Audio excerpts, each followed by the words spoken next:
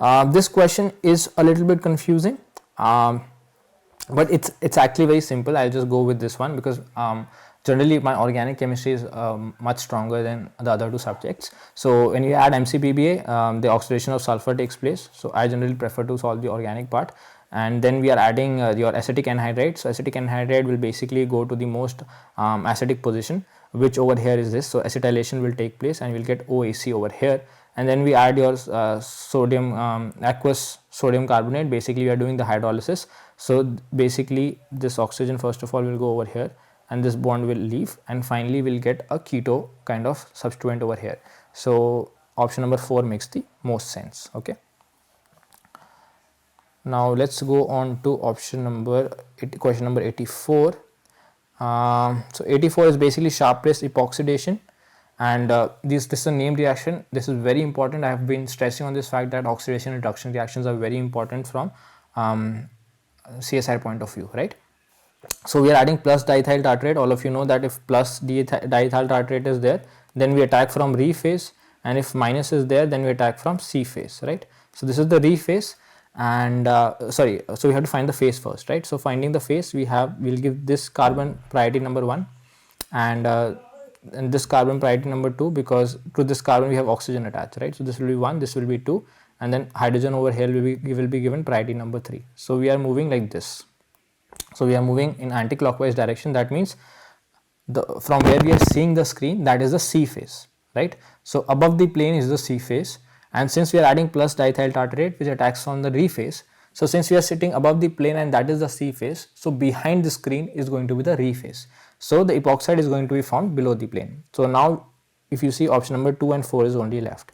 Now the next reaction, all of you should know that whenever this alpha hydroxy epoxide you get, that leads to pi rearrangement. Okay, so in pi rearrangement what happens? So we are adding your thiophenol in presence of a base. So in pi rearrangement what happens? The base abstracts the proton of either the sulfur or you can say of the OH, and this over here, this OH basically attacks this epoxide like this. Okay, so this is an epoxide rearrangement that takes place, and now this attack of the oxygen will take place from above the plane because it's like a nucleophilic substitution, and since this epoxide is below the plane, this oxygen will attack from above the plane. So basically what you'll get is, just let me draw it over here, you'll get a butyl, and then you'll get OH above the plane, sorry, OH below the plane, and then we'll have a carbon, and then we'll have this oxygen attacking from like this. Okay, and now when we add the thiophenol, so phenyl SH, so this sulfur now is going to attack the less hindered side. So if it attacks the less hindered side, this epoxide ring will open and the OH will be formed above the plane. So right, so the correct answer over here is option number 2. So let's move on to the next one. This is again from pericyclic. Okay, and so pericyclic reactions are solving pericyclic questions, one of the easiest part, and the question says that the compound P undergoes a pericyclic reaction, especially electrocyclic chemistry. So the compound P undergoes a pericyclic reaction under photochemical conditions to give compound Q, and in compound Q the relative stereochemistry and proton NMR chemical shift values, you have to tell the stereochemistry and the chemical shift values of methyl groups. Okay, so you have to only concentrate over here on the methyl groups. Okay, so since it's an electrocyclic reaction, definitely it's going to be a ring closing reaction. So we draw this part only, over here. So we have a double bond like this, sorry, so we have this double bond like this, and then so this is the complex that we have, and as you can see the methyls, both the methyls, I'll just rub it off, both the methyls over here are facing in opposite directions, right? Both of the methyls are facing in opposite directions, right? So now it's a 6 pi system, and it's given photochemical conditions, right? So it's a 6 pi system, and 6 pi system in photochemical conditions goes con-rotatory, right? It undergoes con-rotatory motion, and both the methyls are opposite in so both the methyls are opposite, right? So we have this you can say mnemonic ODC and SDT, where O means that both the methyls are opposite in direction, D means this rotatory motion is taking place. So if both the methyls are opposite and this rotatory motion is taking place, then we get cis product. But over here what is happening? Con rotatory motion is taking place. So if we replace this rotatory by con, then we get trans product. So definitely the answer is going to be trans. Now we have to find the chemical shift value. Now we have to first of all find whether this is following the whether this is anti-aromatic or aromatic, because in aromatic groups the methyl is basically if it is inside the ring, it will be coming upfield, and the protons which are outside the ring will be coming downfield, which while the opposite happens in anti-aromatic compounds. Okay, so over here we'll have to see whether it satisfies the Hucker rule or not. So how many number of pi electrons we have? So 2, 4, 6, right, 8, 10, 12, 14 and 16, right. So 16 pi electrons will come, but here you'll make a mistake that if you take 16 pi electrons, it will be incorrect, and you might get this answer option number 2, but that will be incorrect, because when the ring closing happens, this bond attacks over here, this bond goes over here, and this bond goes over here. So one carbon-carbon bond is formed and one C double bond C is reduced. So one of the C double bond C over here will be reduced. So you will have only a 14 pi system. So the 14 pi system follows the 4n plus 2 pi rule, where n can be any integer. So if we take n to be equal to 3, so 4 into 3 plus 2, that comes out to be 14 pi. So it's an aromatic thing. It's an aromatic molecule, and in aromatic molecules, you know, if the hydrogens which are inside the ring, they will be coming upfield in the NMR. So that is definitely answer is option number 4, that is trans and -5. Okay, right. So before we move on to the 86th question, we'll take a quick check as to how many questions we have solved till now, right?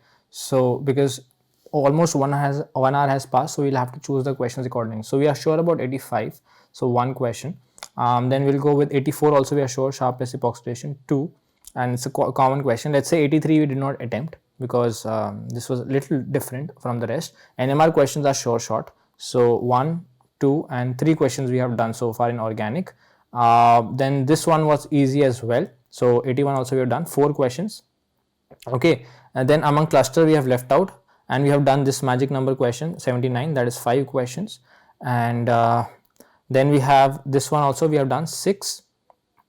Then we have left out this question from coordination, and also this question from B2H6, and this one also was a little tricky, so we did not solve this. We'll leave it for the end, 75 question. And this one we are sure, and this one also 73 and 74. So 8 questions we have solved till now, and this one also 71, 9. Okay, this one was also easy, 10, 69. So 10 questions we have solved. This one we left out, 68, and 67 also we solved quickly. This was also short, 11. This thankfully for us came out to be a short question, 12, and then one on question number 65. 13 questions we have solved, so we have left with 12 questions, okay, to solve. Right, now let's go on to the next one. So this is a question which is actually very simple. It looks to be complicated, but it's actually quite simple. So we have Cl3C, CO, Cl, and over here what is the structure like? So we have 3 chlorines attached, right? We have 3 chlorines attached, right?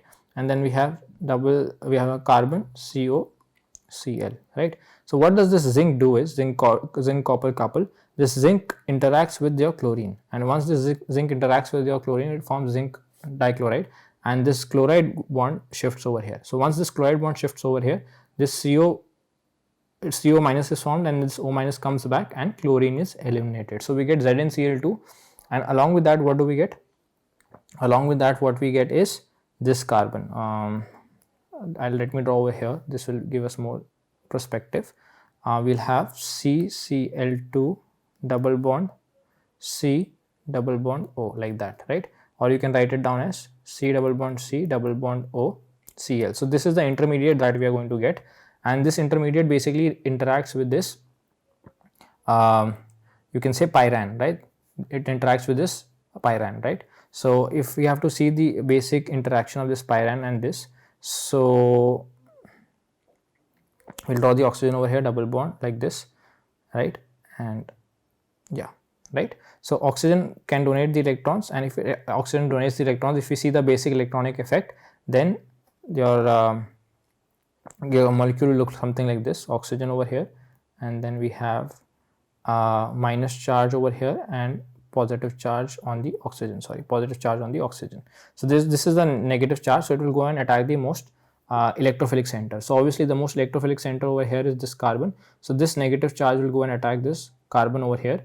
And similarly, it's like you can say what do you call it? It happens simultaneously, right? This reaction is happening simultaneously, right? There is no intermediate as such. And then this carbon over here, this carbon will then go and attack this center, right? So what will the stereochemistry like? So this carbon over here will be attached to the CO bond. This carbon over here will be attached to the CO bond. So you can see this carbon over here, this carbon is attached to the CO bond, and the one to which two chlorines were attached is bound to the ortho carbon to the oxygen, or the alpha carbon to the oxygen. So this is the oxygen and the alpha carbon is this. So either it's option number 3 or it's option number 4.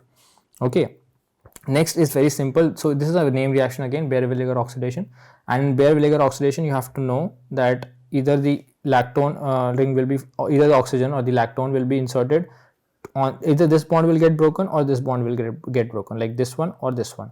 So among the two, which one will be broken? You have to see the stability of the carbocation. Okay, so you have to see the stability of the carbocation. Now if the carbocation is formed over here, it will be a primary carbocation. If this bond is broken and the primary carbocation is formed over here, it will be very unstable because of the presence of two chlorines which are electronegative. So they will destabilize the carbocation, plus it will be a primary carbocation. Whereas if it is formed if this bond gets broken and the carbocation is formed over here, as you can see, this is a secondary carbocation, so this will be much more stable as compared to the primary carbocation with two chlorides. So definitely the lactone O will be added on this side because this is a more stable carbocation. So answer is going to be option number 4. Okay. Now this is again this time the organic paper was quite simple because there were a lot of name reactions that were coming. Now this is again a very common question, silyl intermediate with a fluoride, right? This is called tertiary butyl ammonium fluoride, or TBAF, right? TBAF. So what happens? These fluorides have a very strong tendency to coordinate with silicon. So this F minus, you can say, is always remember that whenever you have silicon and you have fluoride, they are going to definitely coordinate. So this F minus is going to coordinate with this silicon, and this bond over here is going to get broken. This will migrate like this. This will migrate over here, and then this double bond will migrate like this, and this NMe3 group, which is a very good leaving group, will leave, right? So finally, what are we going to get? Finally, we are going to get this intermediate. So you can see it's kind of like a Diels-Alder intermediate. Okay, and then we have a double bond over here,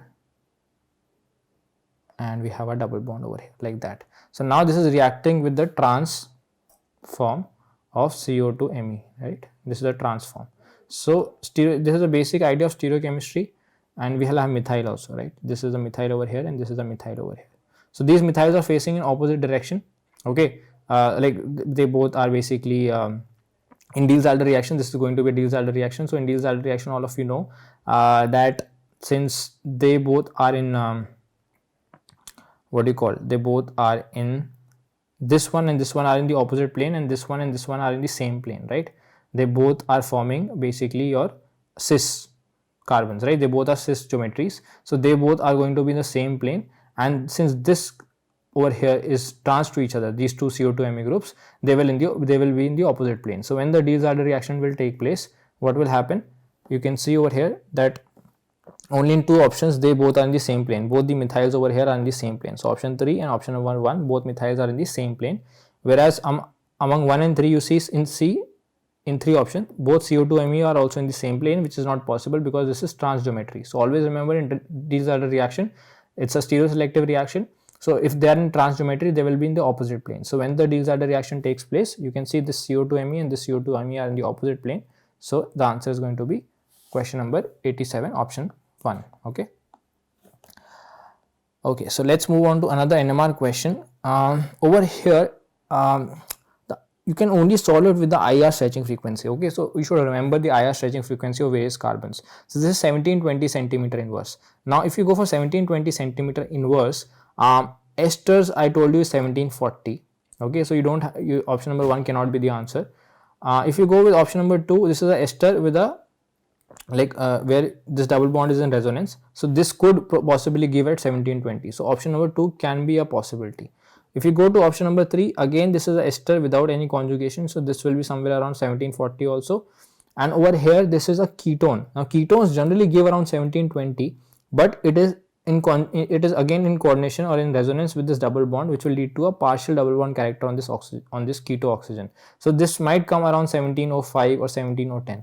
So there's only one option among the 4 options which gives us 1720 centimeter inverse as IR. So even without the NMR data, you were able to solve this question. So the answer for this question will be option number 2. Okay, this is very simple. Now this looks to be a complicated question, and to be honest, it is in fact quite a complicated question. So we'll leave out 89. Okay, because it is very difficult to understand what exactly is going on. You know, there's a ester group leaving in one of the options. There's a cyclopropane ring formation. There's an aldehyde. So there are a lot of things that can happen, and this titanium isopropyl oxide is actually involved in a lot of questions. So I would not take the risk of solving this question for the time being, because it does not come to me automatically. So this should be there for you in the organic chemistry part, that if you're attempting the organic chemistry, if there is some question or if there is some reagent that you are doubtful about, like for example in the silicon and TBAF question, I was sure that the fluoride is going to bind with the silicon, so I could proceed further.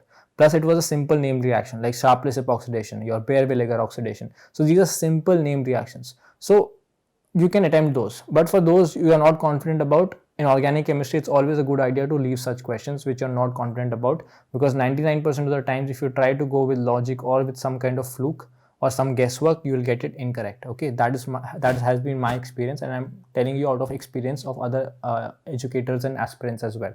So don't do guesswork in organic chemistry. Okay, so let's move on to the 90th question. In this 90th question, if you are familiar with the concept, it will be very easy. So for here what happens is, I always remember whenever you have I2 and a double bond, or bromine also, any halogen like bromine or iodine, in case of bromine it leads to the formation of an intermediate called bromonium ion. Okay, so what happens, the Br2 or the I2 gets added to the double bond. So if I draw it over here, so this is the double bond, so the bromine or the iodine gets added over here. Okay, and it forms the iodonium ion, or if the bromine is there, then it forms a bromonium ion. Okay, now what we are adding water. So now water has 2 places to attack. Out of these 2 places, which one will it prefer? It will, and obviously we have the methoxy group over here, OMe. So it will prefer to attack first of all the less hindered, but over here both are hindered sites. So then it will try and attack the one which is electronically more electrophilic in nature. So this one over here is electronically more electrophilic. So this will attack over here, and because of that, this intermediate is going to be formed, that is 2. Okay, so 3 is definitely not going to be formed. Okay, 3 is definitely not going to be formed, so we can cancel out options with 3 as the answer. Okay, and 2 is also definitely going to be formed, so this also we can cancel out. So we have to check out whether option 1 will be formed or not, because there is an option with 1 and 3. Now what will happen once we get this intermediate, this oxygens this a rearrangement reaction will take place, where the lone pair of oxygens on the methoxy will go like this. Okay, and then what will happen is, this bond will migrate like this, and now this double bond over here is going to attack this particular carbon, and the iodine will leave, right? So I'll draw it again over here for your simplicity. So we have OMe like this. Okay, and then like this is the intermediate that is there, and then we have OH, and then we have I, and then this. So this oxygen lone pair goes like this bond goes like this, and then this double bond attacks over here on this carbon, and iodine leaves. So finally we get this intermediate as well. So 1 and 3 is going to be the correct answer. Now this is a typical question. If your organic chemistry basics are correct, you will easily be able to solve this one. I'll quickly tell you what exactly is going to happen. Over here you are adding, first of all you are adding this is like a Manish reaction, where the intermediate is going to be like this. Okay, NMeMe and positive charge. So once you add in presence of NaOH, the NaOH will abstract the proton over here and will lead to the formation of this this form, right? CH2 NMe2, right? So this will attack over here, and this bond will form. Okay, then you are adding what? You are adding sodium borohydride. Sodium borohydride will reduce it to OH, and then you are adding sodium hydride in presence of 1-fluoronaphthalene. So sodium hydride will abstract the OH, form O-, and the O- will lead to nucleophilic aromatic substitution to finally give you this particular product. So this is very easy. All the three options will not give you that. I'll tell you why. Because if you add simply sodium hydride in presence of 1,4-naphthalene, the 1,4-naphthalene will be substituted over here, which we do not want. If we simply add sodium borohydride followed by NaOH, in this part what will happen, it will reduce to OH, and then we add NaH 1,4-naphthalene. Then once we add the third one, when we try to do the Mannich reaction, it will not happen, because over here this carbon will not be that acidic, this hydrogen will not be that acidic, because over here this has converted to OH, this has converted to OH, right? And then we have the naphthalene group attached. So now this carbon over here, this hydrogen will not be that acidic that it can go give the Mannich reaction. So that is why option number 2 is also not the answer, option number 1 is also not the answer. And for 4, if we see, in that you are adding sodium hydride before reducing, so that is also not possible. So the only possible answer is option number 3. But anyway, you don't have to go through the possibilities, I'm just telling you for practice over here. Now this is a typical example. Many students would not be aware of this, but indium bromide and this indium trichloride are Lewis acids, and what is going to happen over here, that since they are Lewis acids, so in this case, in the first case, what is going to happen, this indium bromide will coordinate with this chlorine and this intermediate will be formed. Okay, since it's a Lewis acid, it will coordinate to the chlorine and this intermediate will be formed. Okay, a acylium ion, this intermediate is formed, and then your silyl group, this bond gets broken like this, okay, or a carbocation is generated over here. That is the actual structure, but for the simplicity I'm just drawing over here.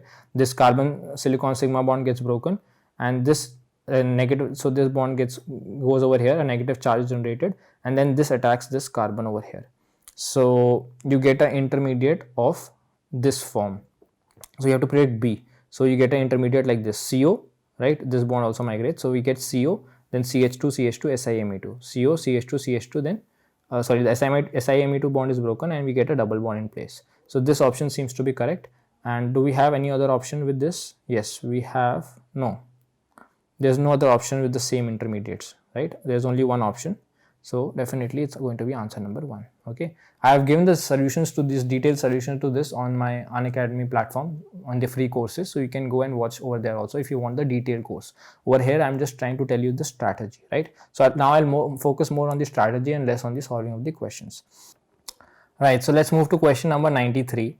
Now this is a little like this reaction. If you see this one, this should immediately ring a bell to you, that this one over here is Stille coupling. Like we have palladium and we have this mercuric complex. So this is Stille coupling, and then this obviously should also ring a bell that this is Luche reduction. This is a reagent used for Luche reduction.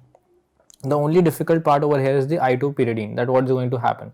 So pyridine over here is a soft nucleophile. So what the pyridine is going to do is going to give you 1,4 product. Okay, so the pyridine is going to get attached over here, right? So the pyridine, I'll just draw the nitrogen in the cyclic part. So the pyridine is going to attack on this carbon over here, and this bond will migrate like this, and O minus is going to be formed. So what will happen is this intermediate is what we are going to get. We get O and double bond O minus, and then we have pyridine group attached over here, right?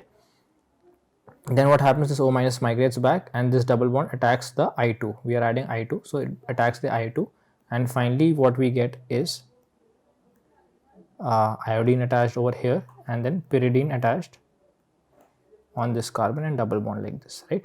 So pyridine is attached over here. And now the one more, if you have pyridine as in excess, which is not given, so we can take that pyridine will abstract one of the protons from here, and this bond will migrate like this. So finally this is the important intermediate that we get, C double bond O, and then we have double bond over here, and then the I group, right? Now Stille coupling takes place. So when the Stille coupling is going to take place, what is going to happen? The Stille coupling will take place on this carbon where the iodine is generated, right? So this CH2 double bond CH will attach to this point. Okay, so finally we'll get this carbon double bond CH like this. Okay, and then we have O over here, and then we perform the Luche reduction. So Luche selectively reduces the keto group to OH. So this is the answer. So simple. So last two steps were simple. This is the first step was a little difficult for us to comprehend. Now the next question is basically the addition of samarium iodide. Now samarium iodide is a reducing agent. and it is a one electron reducing reagent, right? So there could be some concepts involved which might be difficult and which is not, to be very honest, solvable by everyone. So we'll try to leave out this question and come back later if required, right? Now this is a typical example of Heck coupling. Now these are name reactions, and that's why even if you are not preparing for organic, these are very common name reactions, carbon-carbon coupling reactions, which you should do.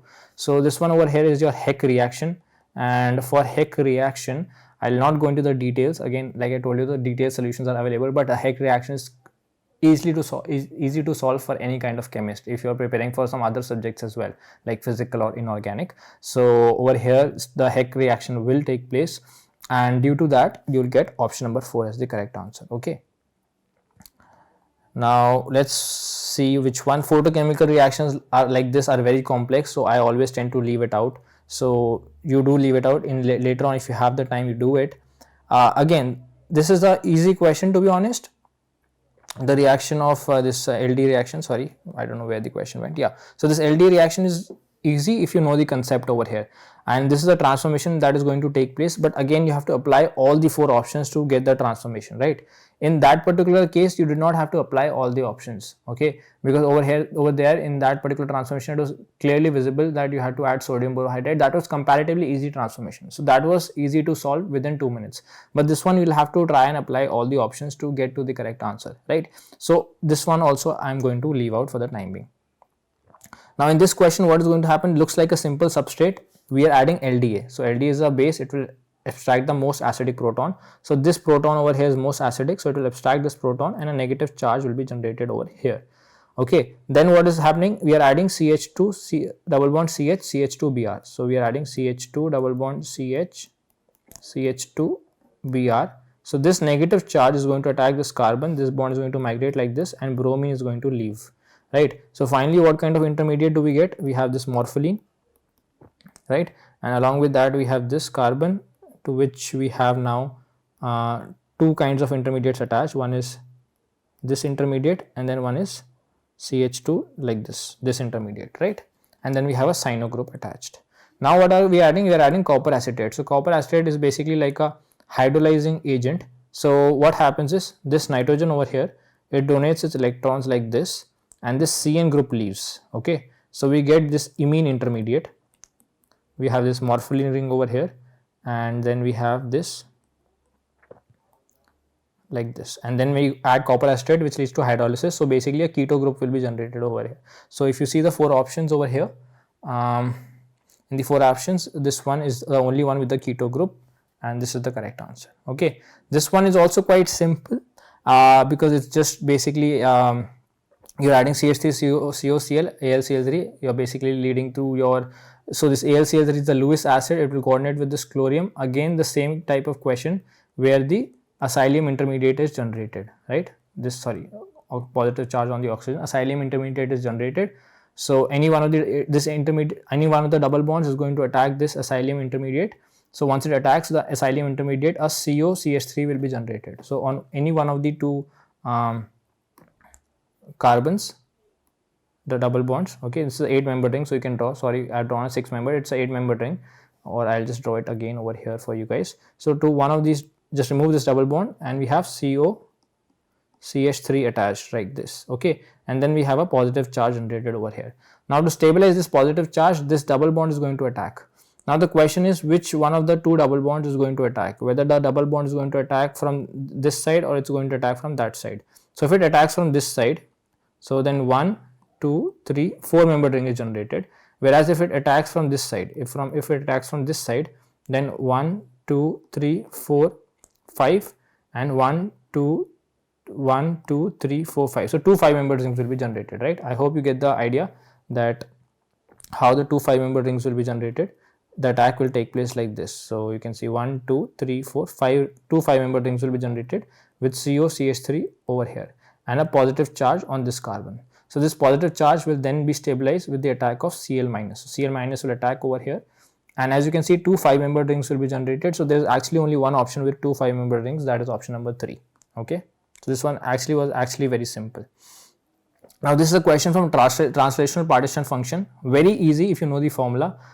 This is physical chemistry part, so you know that T is equal to translational partition function basically is equal to volume upon lambda cube. Okay, so we have been given the wavelength as 1.6 into 10 to the power minus 11, and we have been given volume as 1 liter. So somehow you have to convert this 1 liter to you have to convert this meter in the form of volume. Okay, now all of you know that 1 liter is equal to 1 decimeter cube, right? 1 liter is equal to 1 decimeter cube. This is basic conversion. And 1.6 into 10 to the power minus 11, if you want to convert to decimeter, you can write it down as 1.6 into 10 to the power minus 10. Okay, this, if you convert it to decimeter, it will become 1.6 into 10 to the power minus 10. Now both the units are in decimeter. That's all you have to do. There was no role of your temperature over here. So T is equal to, your volume is what, 1 decimeter cube upon 1.6 into 10 to the power minus 10 to the power 3. Now 1.6 to the power 3 will be how much? 16 into 16 is 256. So this will be 2.56, and 2.56 into 1.6 will be roughly around 4. So this will become 1 upon 4 into 10 to the power minus 30. So minus 30 if you take on top, it will become 10 to the power 30, and 1 upon 4 is 0.25. So 0.25 into 10 to the power 30. So you can write it down as 2.5 into 10 to the power 29. So the only possible answer is option number 2. So as you can see, it was very, very simple. Again, this part I leave out completely. I don't solve such questions. I do not give much weightage to this part, so I leave out questions like this. Okay, if it makes sense, then I read it out. Otherwise, I leave them out totally. Now, Raman spectroscopy. Spectroscopy is one of my favorite topics, so I definitely do Raman spectroscopy. And the question says that the third and fourth lines in the rotational Raman spectrum of CO. So this is a linear molecule, and you should know that between the incident radiation and the first Stokes or anti-Stokes, this is Stokes and this is anti-Stokes, the distance is 6b, and then after that the subsequent lines have a distance of 4b. Okay, so it is given the distance between third and fourth line in the rotational Raman spectrum of CO is separated by 8 centimeter inverse. Okay, so that means that 4b, so the separation between the third and fourth line will be 4b. So 4b is equal to 8 centimeter inverse. So from here we get b is equal to 2 centimeter inverse, right? So the b value you get, and all of you know that from rotational spectroscopy, b is equal to h upon 8 pi square IC, where you can write this down as h upon 8 pi square mu r square c, where r is the radius which you need to find out, or the bond length, right? So from here, if you try to find out, r is equal to under root of h upon 8 pi square mu c and b. So you take the b downside and you take the r upside. So this is what you get. And if you replace the value of b is equal to 2, so this becomes 16 pi square mu c, h upon 16 pi square mu c, which is option number 1. So you can see how simple it was. Now this is a question from conductance. Even though it is easy for us to solve, we have to take into account the total number of questions that we have done. So we can write it down on top or bottom or mark for review if the exam is going to be online, and we'll solve it later. Similarly, as you can see, this is a question from electrochemistry. Again, it will take a little time to solve, and as you can see, the answer is in 10 to the power something, 10 to the power something. So we can leave this one out as well for the time being. So 104 and 105 we are going to leave out, even though they seem to be simple. Now this is a direct question, and you have to solve questions like this, which will save your time. That Langmuir adsorption isotherm for the dissociative absorption of D2 is given. So you know, for compounds like D2, generally the formula is theta equal to Kp upon 1 plus Kp, but for this molecule D2, it becomes theta equal to Kp to the power half 1 plus Kp half. Easy. This is a question which is directly from books like Atkins. Over here, if you know the answer, you know the answer. If you don't know, there's no point of trying. This was proportional to L and V. So let's say we don't know about this question. Okay, so we'll skip this one, even though this is a direct question. Now this is the contour and mean square length you have to find out. So again, if you know about polymers, you can try it out. If you don't know, just quickly skip onto it, because if you have no idea about what is contour and root mean square length, then there's no point of trying it out. Okay, so for contour the formula is n into L. Okay, for contour the formula is n into L, and for root mean square length the formula is under root into n into L. So if you try and do this, you can get the answer, n into L, and Rm is equal to root n into L. Now this is a question about free energy. So as you can see, now we are actually struggling with time, and we have to quickly see which questions make the most sense. So again, this is looks to be a little complicated question. We'll do it at the last, because it requires some kind of conceptual what do you call thinking, right? So you have to see first of all which questions are direct and which do not involve any conceptual thinking. We'll try for that because we are now running out of time. Okay, so now if you see the next question, this one 110 also is, you can see, a little bit conceptual question. You have to apply some time, and this is where the pressure starts getting to you, because now you're running out of time. You don't know how many questions you have done, and this is where you start skipping questions, because even though, let's say, the electrochemistry question you could do, the conductance question you could do, but again you're running out of time. And this is where you have to be smart. You have the whole section B left, you have the whole section A left, so try and see the most direct questions in section B and section A. Okay, instead of solving everything, try to see the most direct questions section B and section A. It's okay to skip the questions of section C that you know about. You can come back to them later and solve it. Okay, so now in this you have to see, this is a very simple question. Again, there's no logic here involved. This is a simple trick that if you have to find the allowed transition for B1U and B2G, and the character table is given to you, you just multiply their character values. So this is B1U, whereas B1U over here, and B2G. So you have to multiply them. So 1 into 1 gives 1, minus 1 into 1 gives minus 1. Okay, then 1 into minus 1 gives minus 1. So you see, if you multiply all the characters, it is coming out to be equal to B3U. And for B3U, it is Z polarized allowed. So this is definitely, the answer is going to be allowed by Z polarized. Okay. This is a direct question from metal clusters, sorry, not metal clusters, solid state. And the formula that you have to utilize over here, looks to be simple, so you can quickly do it. So the formula is n lambda is equal to 2d sine theta. And what is it asking? It's asking us the unit cell length. So n lambda is equal to 2d sine theta. And since the n value is not given to you, you can take the reaction to be first order. So lambda is equal to 2d sine theta. And so we have to find, so we have the sine square theta value is given to us. So sine theta equal to lambda upon 2d. And if you square this becomes sine square theta is equal to lambda square upon 2d square. Now d is equal to a upon under root of h square plus k square plus l square. So over here now the Miller indices are given to us, 200 and 111.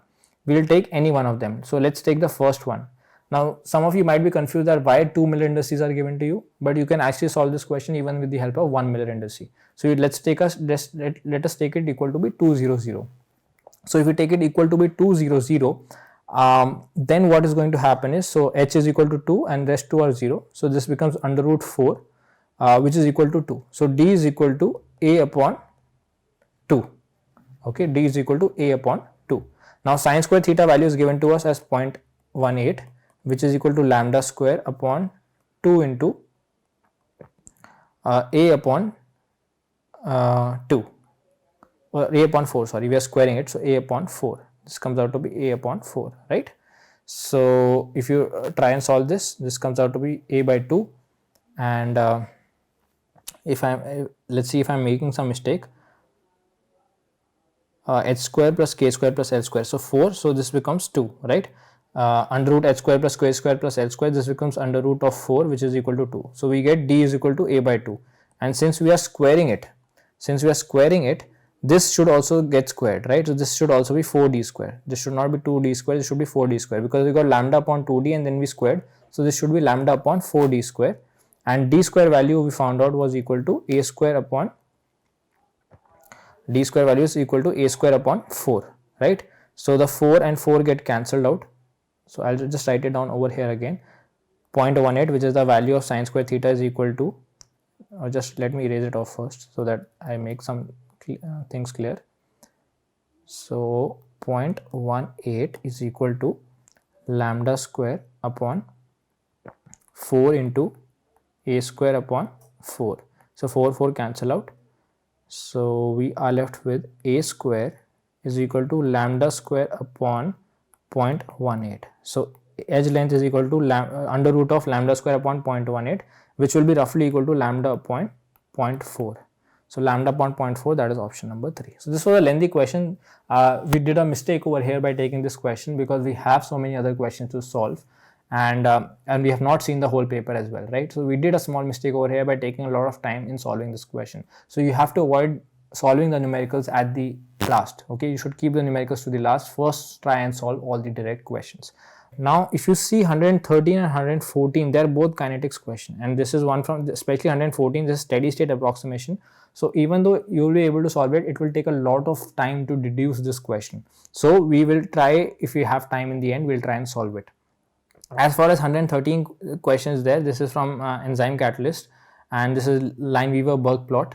Again, the numerical, it is again a numerical type question. So like we made the mistake over there. See, before solving the numerical, you cannot know whether it's a lengthy numerical or a short numerical, right? So try and keep the numericals at the last. This is my request to you guys. This will really help you out. Okay, try and keep the numerical part to the last. Don't try and solve it in the end, because try and solve it at the earlier stage, because in the end the direct questions also, then you will start making mistakes if you would spend a lot of time in the numericals. Okay, they take up a lot of time, they are time consuming, so I would request you to do the numerical part at the last. Okay, the next question is, arrange the following molecules in the order of increasing fundamental vibrational frequencies. So this is again super simple, because now this is a direct question. So this is the questions that you actually need to go upon. Like this is given to us O2 positive, O2 and O2 minus, and you have to give the increasing order of fundamental frequency. So O2, you know the bond order is 2. Okay, you can follow that rule, that if we have 14 electrons, then bond order is 3, and then as we add electrons, the bond order keeps decreasing, right? For 17 it is 1.5. This is a very good rule that you must have studied in your 11th and 12th. So O2 positive is 15 electrons, so it will have a bond order of 2.5. O2 has a bond order, has total 16 electrons, so bond order is 2. Then O2, this is O2 positive, O2 negative, sorry. So that is 17 electrons with a bond order of 1.5, and O2 minus has a bond order of 1. So as you can see, this will be the correct answer. Okay, simple question, you quickly solved it. Now this is the one of the Huckel molecular orbitals of 1,3-butadiene. The energy of this orbital in terms of alpha and Coulomb integrals is. This is again very easy. So this time the quantum part was very easy. So as you can see, the first two values are positive. So you can draw the molecular orbital with positive lobes facing the same side. Okay. Then we have two negatives. So then we have negative, and then we have negative. So as you can see over here, we only have one node. There's only one node present. Okay. There is only one node present. That means it is the second highest energy level of this particular molecule. Okay, now if you see the Coulomb integrals, both alpha and beta are negative. So the ground state Coulomb integral will be option number 1, because this will be the most negative, since alpha is also negative and beta is also negative, and this is multiplied by 1.62. And the second highest energy level after the ground state will be this one, where alpha is also negative, beta is also negative, but the value is 0.62. So definitely the answer is option number 2, that this orbital matches with option number 2. This is how you can smartly solve the questions. So you can see the numerical question would take up 3-4 minutes. These questions we have solved 2 questions in under 1 minute. Okay.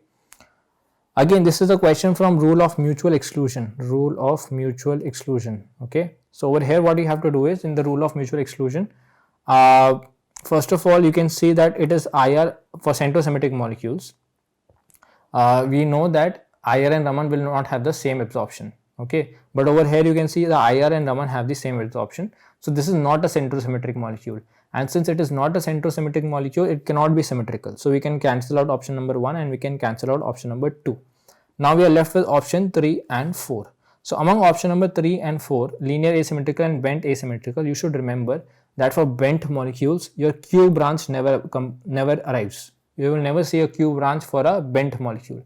So since you are seeing a Q branch, that is only possible for a linear asymmetrical molecule.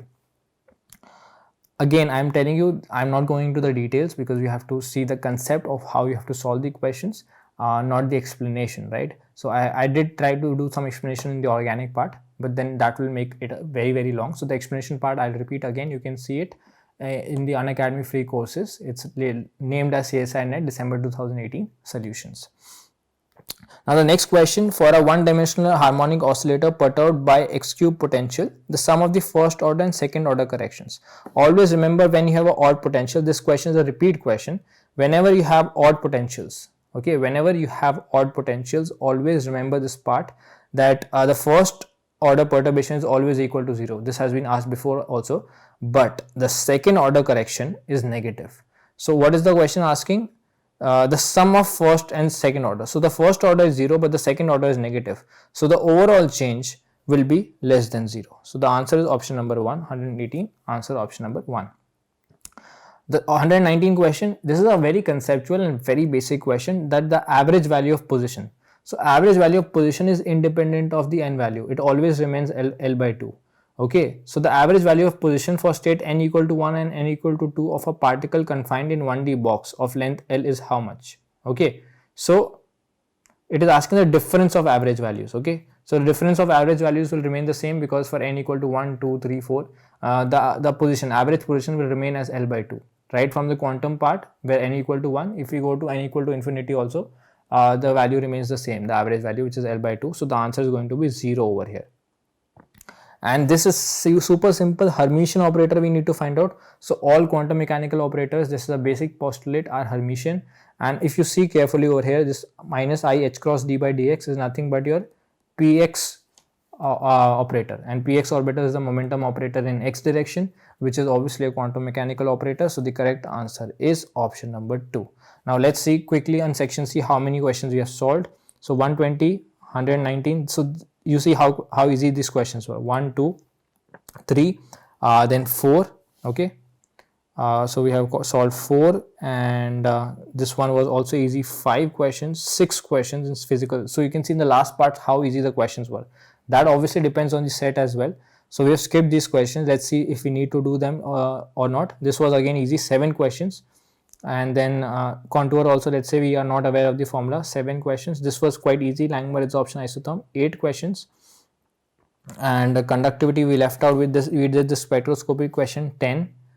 Okay, and then we also did this translation partition function, because this was very basic formula. So 11 questions we did from physical part, right? So 11 from physical part. So I think 14 we have done in the organic part. We have done more than required questions. So now whichever questions you had come down to 2 options, you don't require to do. But in case your 25 questions are not complete, then you can go back to those questions which you had written down earlier.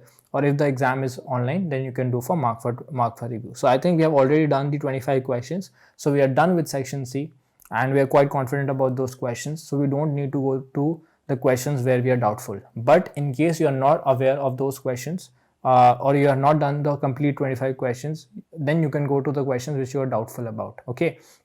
And in the end, I will tell you this, that if you think that the cutoff might go around 100, and let's say in total you calculate you have done only 90 marks worth of questions, then it is always beneficial, because you have nothing to lose, to go for questions where you have eliminated 2 options. Okay, let's say you have 6 or 7 questions in the section C.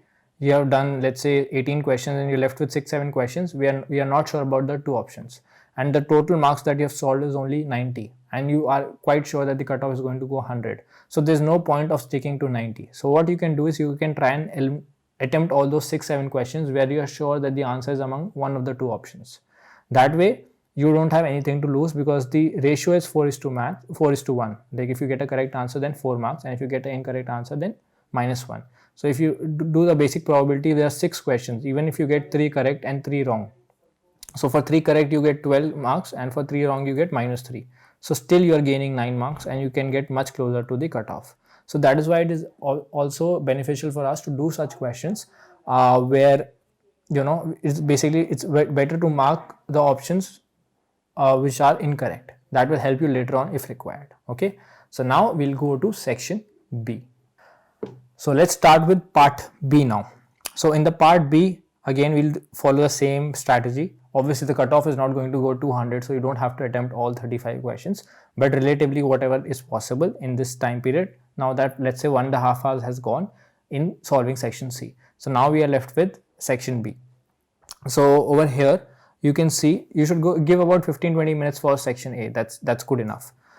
Because obviously, see, you're giving a chemistry exam, so your cutoff should be cleared by section B and C only. You should not even rely on section A. Section A is just some bonus marks to get you a better rank. Okay, you should not rely on section A to clear the cutoff. All right, but obviously it's a bonus, it's a good advantage if you can get good questions or a good amount of marks in section A as well.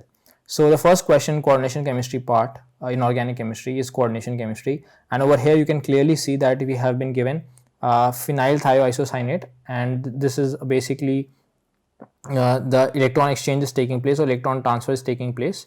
Okay, and this intermediate is formed FeSCN in the reaction of cobalt NCS NH35 with FeH2O whole 6. This intermediate is formed, and you have to tell which mechanism is being followed. So this intermediate, first of all, you see there is a bridging ligand. Okay, there's a bridging ligand, so definitely it has to most probably go by inner sphere mechanism because there's a presence of bridging ligand.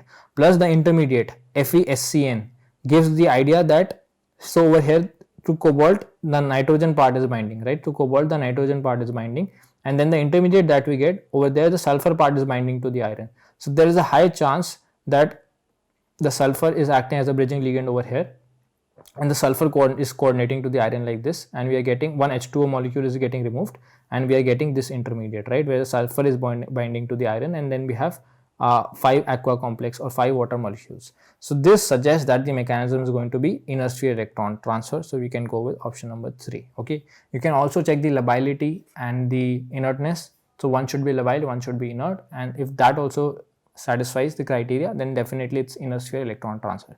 But even with bridging ligand and the intermediate that is given, you can with quite high confidence say that the option is going to be answer option number 3.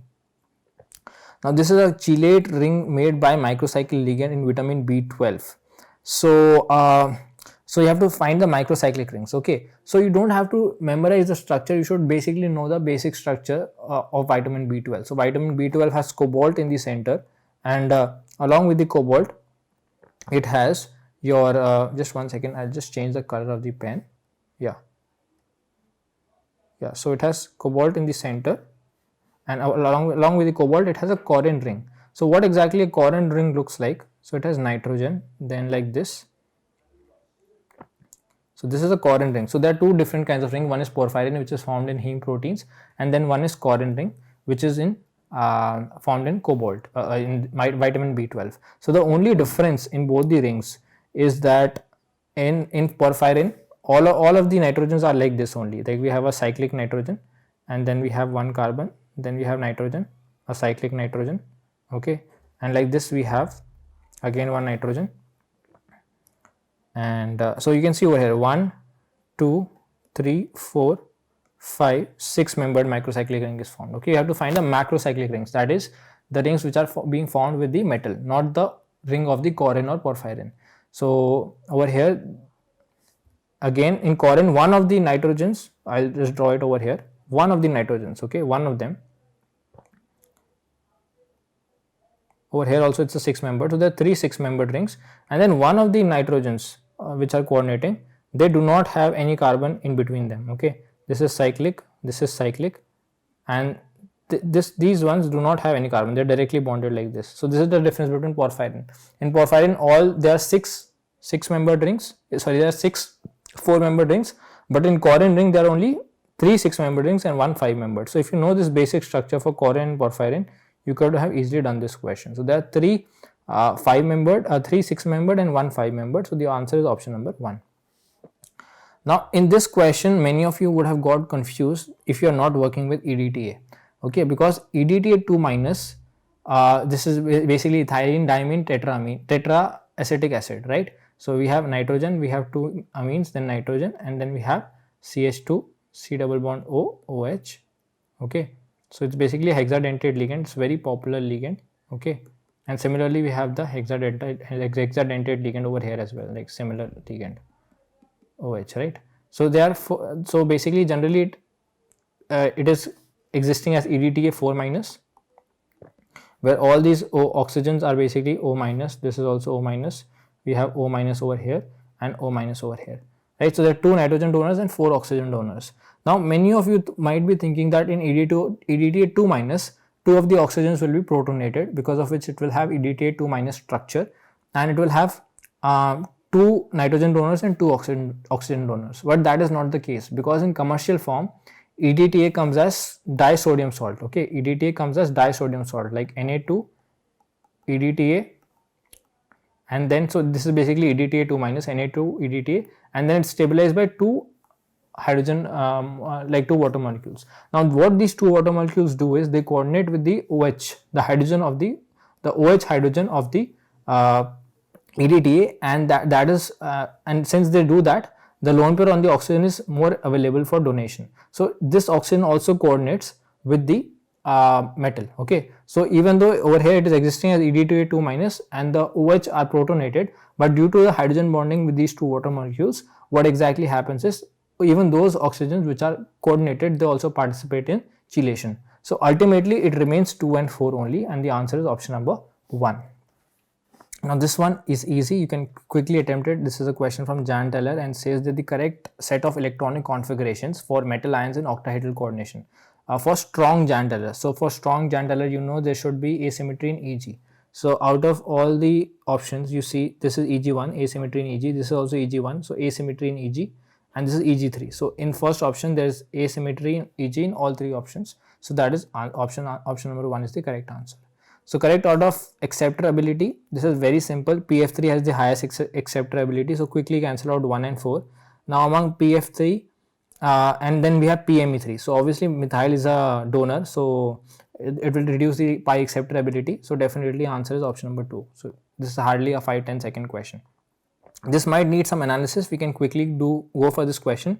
The number of resonances or the number of signals you will observe in 31p decoupled hydrogen NMR spectrum for meridional complex. So always remember, for meridional complexes there will be two ligands at an angle of 180 degree, whereas in facial all the ligands are cis. The similar ligands are cis to each other. So let's draw quickly. Whatever be the other ligand, here it is given chlorine, it will not matter to us. So we have I'll draw it over here. We have M, then we have PR3, then we have 2 PR3 which are 180 degree to each other. We have 2 chlorines, let's say over here. Then we have PR3 over here, and then we have chlorine over here. So these two PR3s, as you can see, they are in the same environment, and this PR3 is in a different environment, right? Because to this PR3 there is no PR3 which is trans, but to these two PR3s they are basically in the same environment. So we will observe one resonance for this, and we will observe one resonance for these two PR3s. So the correct answer would over here would be 2. Okay. Now what about this one? Consider species over here. The number of paramagnetic species among them is. Now this could be very difficult to solve, but if you try and use the right trick, this is actually a very simple question. So if you talk about copper, now copper 2 plus is what? D9 electronic configuration, so it has to be paramagnetic, and they are saying number of paramagnetic species among them and EPR inactive species. So EPR inactive means that it should not be paramagnetic. Now all of you know that copper 2 plus D9 is paramagnetic, so 3 and 4 cannot be the answer because it is saying copper 2 plus is EPR inactive. Now we are left with 1 and 2 only. So if you draw what do you call the molecular orbital of F2, from F2 you can relate it to halogens like I2 and I2 minus. So for F2 all the electrons are paired, but for F2 minus, since it's 19 electrons, one of the electrons will not be paired. So I2 minus is going to be EPR active, it will be paramagnetic, whereas I2 will be EPR inactive because all the electrons are paired. So definitely the answer is going to be option number 2. So it might have become a very lengthy question, but using the correct logic and using the options, you came out with the answer very quickly. Now this is a question which requires some analysis, so if we have time later we'll go on to this question. Okay, though it's a simple question, but anyway it requires some time of analysis. So I'm trying to go through this paper from an exam point of view, right? So even though the question seems simple, but you have to read the statements, then analyze and then try it out. So we don't have time for that, so that's why I've written question number 28 on top. That we'll solve it later if we get the time. Then match the items of column 1 with those of column 2. So this is quite easy. So I'm waiting for such questions which can be solved easily, and then go to the questions which are difficult to solve or which are a little lengthier to solve. Not difficult, that would be the wrong word. So this is thermometric titration. So from the word thermo only you can know that it is something to do with heat. So B is belonging to 3. Now among this you can see from this only you got either 1 or 2 answer, because in other two B is equal to 2. So this is not the correct one. So among this look for the difference. The difference is among A and among D, because the C option is same in both of them. So there is no point of finding the C answer. So for A it is given 4 and for A it is given 1, and for D it is given 1 and for D it is given 4. So what is D? D over here, what is A over here? A is the laser source. So laser source is used in spectrophlorometry. If you know the basics of analytical chemistry, this would have been an easy question. So A is related to 4, so that is the option number 1 is correct. Okay. Now this is consider compounds PF5, SBF5. So this is again main group chemistry, but this is a very basic trend that you should know.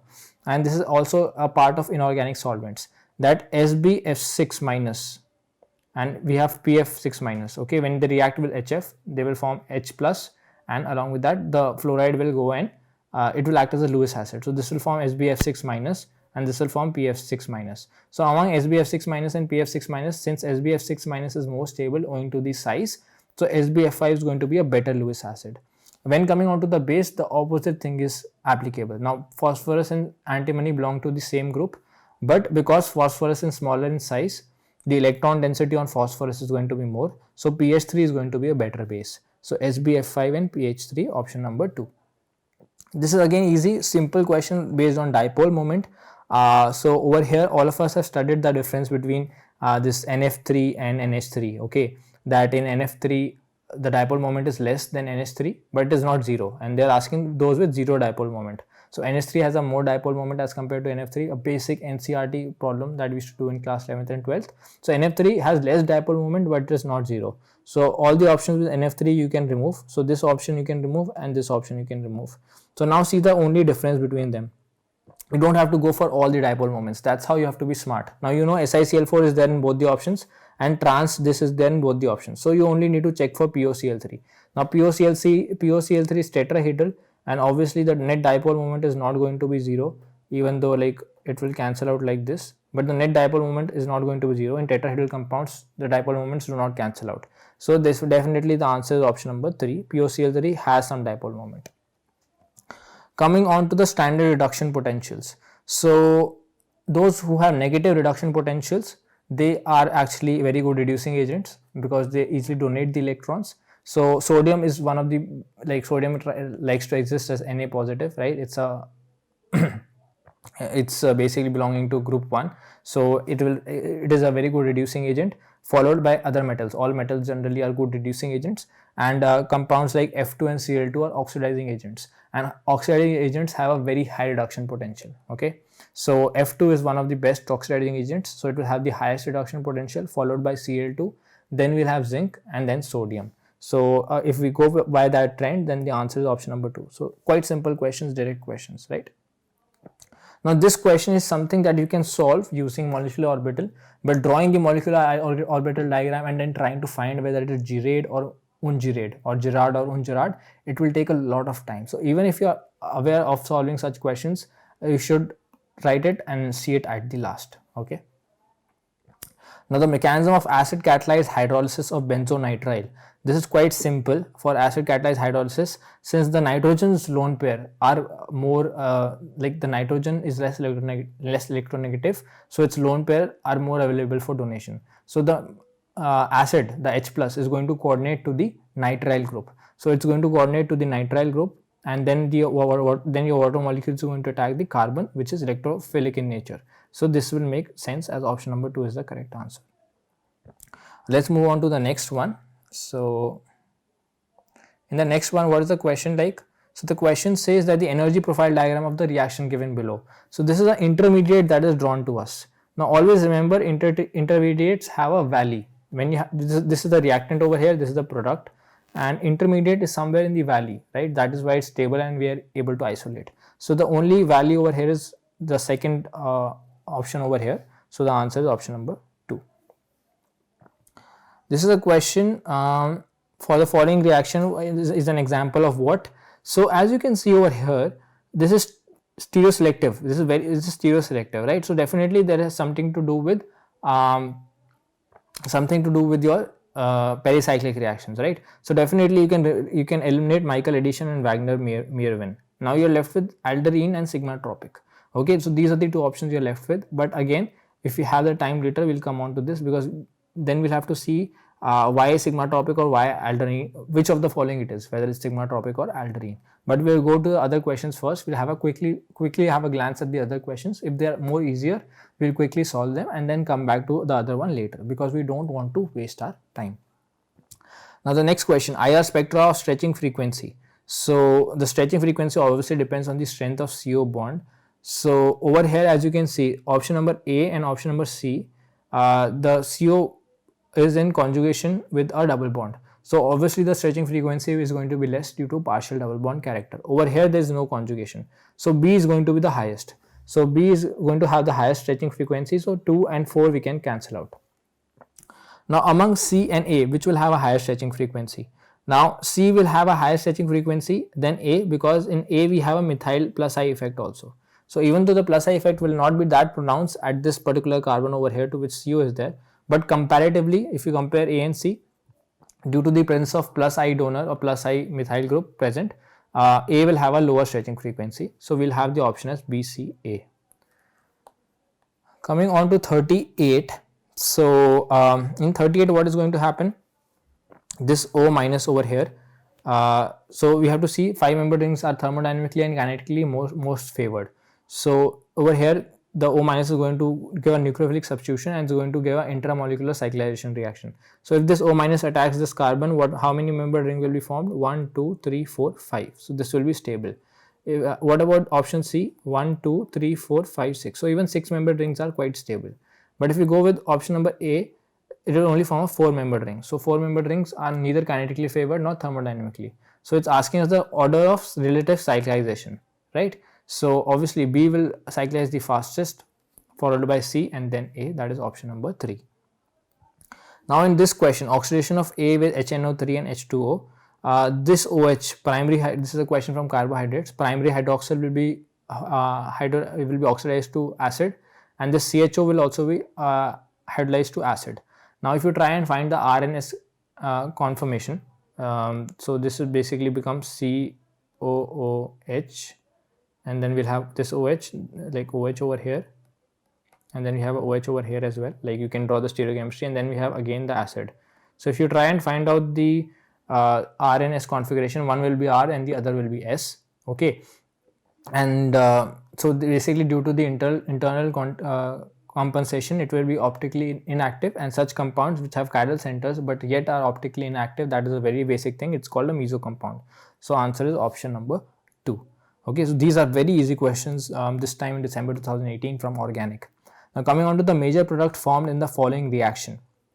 So you are adding your methylamine, and over here generally bromine is considered to be a better leaving group, okay, but you have to know the reactivity of the heterocyclic also. So I have always told you that you should know the basic reactivity of heterocyclic compounds like pyridine, furan, thiophene and pyrrole, right? So over here you should know that the second over here, the second position is highly you can say like nucleophilic attacks do take place at the second position, and the reason is because if the nucleophile attaches to the second position, this bond is going to migrate like this bond is going to migrate over here, and the negative charge will come on the most electronegative atom, which is nitrogen. So that is why the nucleophilic attack is preferred at the second position. So in these options, the nucleophilic attack at the second position is only taking place in option number 4. So that is going to be the correct answer. Coming on to question number 41, the order of reactivity of Diels adder. So all of you know that cisoid conformations are the most reactive, but over here all the conformations, as you can see, are tronsoid. Then we have to see the sterical hindrance. So among these options, which one will be the correct? So this is clear that C will be at the last because of presence of two bulky tertiary butyl groups. So C is at the last. So either the answer, so C is at the last, okay. So if C is at the last, only this option is there with C at the last, option number 1, right? B, A, C. So B will react the fastest, followed by A and then C. So due to the presence of two bulky tertiary butyl groups, this will react the slowest. So answer should be B, A, C, okay. Among the following, the optically active compound is which one? So for finding out optically active compounds, what you need to do, you need to find the plane of symmetry. If the molecule has a plane of symmetry, then it will not be optically active. If the molecule does not have plane of symmetry, it is optically active. So if you find a plane of symmetry, you can say that the molecule is optically inactive. So if we talk about this molecule given over here, if you bisect it in this plane from the center, this methyl and this methyl are reflected, so it has a plane of symmetry. Similarly, if you bisect this molecule like this in this plane, then again it is reflected and both the methyls are cut into half. So this also has a plane of symmetry. So this is also optically inactive. If you talk about option number 3, again we'll take the same plane. So even though the methyls are above and below the plane, but we are bisecting it in the plane of the methyl, due to which this will also have a plane of symmetry. So the only option that we are left with the option number 4. So this is going to be optically active. Now coming on to this question, over here this is the bulky base. So we have to find the 1-butene, the formation of 1-butene. So this is a bulky base. So this will abstract the proton from here and 1-butene is going to be formed. So 1-butene is what, like this. So it will abstract the base from here. Sorry, it will abstract a proton. This base is going to abstract a proton from here. This bond will break and it will form 1-butene. Similarly over here, this is the base. And now this is a bulky base. So it will abstract the hydrogen from the less hindered side. And if it abstracts the hydrogen from less hindered side, the major product will again come out to be 1-butene. Okay. And over here the Hoffman product is going to be formed, and Hoffman product, all of you know, is this one where 1-butene is formed, and this will form a thermodynamic product where it will form first OH2 positive and then HSO4 minus will abstract the hydrogen from here. So over here you will get a different product than what you expect. Okay, sorry, this will not be there. So among this, in all the 3 options A, B and C, you are getting the major product. So there could be a problem because there is no such option where A, B and C, the answer is given as A, B and C. So I will advise you to avoid such questions. Okay, because if you have done all the questions previously, if you have done the 35 questions in section B, then avoid doing this question. Okay, otherwise you are sure that C should definitely be the answer because this is Hoffman product. This is the only product that is formed. In rest, still the minor product could be formed. Like in option number B, obviously the minor product could be formed where the base abstracts from the more hindered side. But in A and C, there is no chance of any other product being forming. Okay, in A still there's a chance of some kind of other side reactions, but in C there's no chance at all. And among A and B, A will have technically a more major product of 1-butene. So then according to that you can go with option A and C, but you know this is something which is doubtful. Sometimes the CSI can give you some other option as well, A and B also. So only if you are not completed with the 35 questions, then only go for this one. Okay, because you can get negative marking as well. Right, so let's move to the next one. The major product formed in the following reaction. Okay, now you're adding aqueous sodium hydrogen carbonate, and this is a mild base, or you can say there's a lot of OH minus in the solution. So all the 3 chlorines, all the 3 chlorines get substituted, and or you might be thinking that you know the O minus will be formed and then O minus can attack the carbon and an epoxide ring will be formed. You can think like this also, but there is no such option with the epoxide ring. So we will avoid that kind of intermediate being formed. So sometimes the options also help over there. So all the 3 chlorines are being substituted by OH groups, which is obviously a very unstable species. So what is going to happen is one of the OH bonds, like if you draw this OH bond, this will break and form a keto group, and then water will be eliminated. So finally you'll get an acid. Okay, finally what you'll get? You'll get an acid, alpha hydroxy acid. So option number 1, simple question. Organic was quite easy. Now this is a very good question. Because over here they are saying SN1 mechanism among the following compound that will have the highest rate for nucleophilic substitution by SN1 mechanism. That means the carbocation is going to be generated. Now among the 4 carbocations, it's quite obvious which carbocation is the most stable, but over here this one, option number 4, is a sterically hindered carbocation. Okay, not due to electronic effects but due to steric effects, due to the presence of 3 tertiary butyl groups. No nucleophile can actually approach this particular it is not easy for a nucleophile to approach this particular carbocation, due to which this carbocation is the most stable due to steric reasons. Okay, due to steric reasons this carbocation is more stable, even though this is not stabilized by any kind of hyperconjugation. Right, now it seems contrary to the fact that we want the highest rate for nucleophilic substitution. So if a nucleophile is not able to reach the carbocation, how can it have the highest nucleophilic substitution? But if we simply follow the theory, then according to the SN1 mechanism, we say that the most stable carbocation will undergo the fastest reaction, right? And that's why tertiary carbocations undergo the fastest reactions. But over here, it kind of defies logic. But theoretically it is right that this is the most stable carbocation, even though due to steric reasons. But if due to steric reasons it is the most stable carbocation, then definitely it will depend on the size of the nucleophile as well. Like what is the size of the nucleophile? If nucleophile is bulky, then there is no point, because it will not be able to approach the carbocation, right?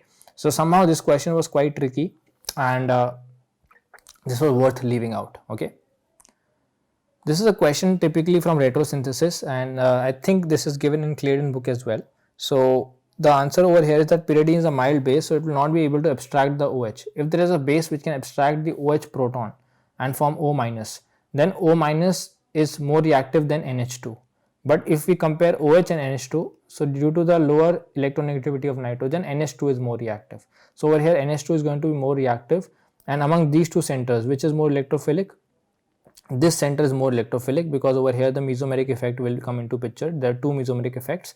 So this center is going to be more electrophilic. So this NH2 is going to attack this center over here, and then like I'll just draw it over here like that. So this NH2 is going to attack this center over here. O minus will be formed, will come back, and this group will leave. So we'll get NHCOCH3. So NHCOCH3, option number 2 is the correct answer. Okay, so this is again from phase transitions. I'll leave it out. This is simple question, root mean square. The formula is root 3 RT by M. So under root 3 RT by M. So over here temperature is, you can see T1 by 2. So T1 by 2 proportionality for root mean square, that is option number 3. For a second order reaction, the straight line among the following plots, there is a shortcut method as well. But if you write it in the form of a straight line, that is y equal to mx plus c. This is also quickly you can solve this. If you try to write it in that form, then you have you can write this as kt is equal to 1 upon ax, where this is the amount of reactant left, minus 1 upon a naught, where a naught is the initial reactant. So this is the value of c, basically 1 upon a naught, because it is a constant value.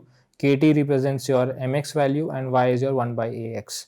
So if you plot 1 by x versus time, then this will give us correct answer. So it's a second order reaction, so all of you should know the formula for the second order reaction, right? Now this is a question based on the activation energy of a reaction and kinetics question basically. Over here it's a numerical type. If we have the time, we'll quickly solve it. Okay, now the question says that activation energy of a reaction reduces by 12 kilocalorie per mole in the presence of an enzyme at 300 Kelvin. Okay, assuming pseudo first order kinetics, calculate the factor by which the reaction rate is increased. So again, it seems to be a simple question. So to quickly judge whether we can solve this question or not, what we are going to do, we know that K2 by K1 is equal to E minus del E by, not minus, sorry, since K2 is more, because it's saying the activation energy has decreased. So E del E by RT. Okay, now change in del EA. Okay, you can write that is a change in the activation energy. K2 by K1 is equal to change in the activation energy. So change in the activation energy is given by 12 kilocalories. So this is equal to E to the power 12 kilocalories. So, and over here the temperature is given us in 300 Kelvin, and R value is given in 2 calories. So this is in kilocalories, so we'll multiply this one by 1000 upon 2 into 300. So this is equal to E to the power 12,000 upon 600. So if you do 12,000 upon 600, 0 cancels out, we are left with 20. So E to the power 20. So K2 by K1 is equal to E to the power 20. So if this was the answer given to us in the question, then we could have quickly done this question. But now E to the power 20 is not in the option. Now what we'll have to do, we'll have to take the natural log on both the sides. Then once the natural log is there, then we'll have to convert it into log. Like we'll have to take the natural log ln K2 by K1 is equal to 20. Then we have to convert this natural log to log. Then we'll have to take the anti-log, and then we'll come on to the answers. This will become quite lengthy. So again, we can leave out this question. We don't have to do it. Okay, even though it is, again, that's why I'm saying that leave out your ego. I know you can solve this question, or you know that you can solve this question, but it will take a lot of time. You have section A also left. Okay, so don't think that only section B and section C is there. You can score very good marks, at least 14-15 marks in section A in just 5 to 10 minutes. If you're left with 5 to 10 minutes also, I'm going to tell you how you can solve section A questions also about 6 or 7 easily, and that too guaranteed. So don't waste your time in numericals even though you know these numericals. Okay. Then the dispersity of a polymeric sample. To be honest, I do very simple formulas from polymers like Mark-Hovnik equation, then your number average, weight average, Z average, molar mass. Okay, so to be honest, contour length and this root mean square length. These are the some things which I had not followed earlier, right? So I tend to leave out these questions if it does not come from the part that I have studied. Similarly, this is also a structure based question. I don't want to solve this ketohexosis because again, if you remember the structures, you can do that question. Now the next question is uncertainty principle. It's given that the uncertainty in the position is 100 picometer. So the uncertainty in its speed, okay, this is what they are asking, and they are given the mass of electron. So this seems to be a simple solution. So we can try it out. We know delta x, delta p is equal to h upon 4 pi, which is the uncertainty principle. H value is 6.63 into 10 to the power minus 34. Okay, and you have to take the SI units because they are kg and joule, so you have to take the answer in meter in uncertainty.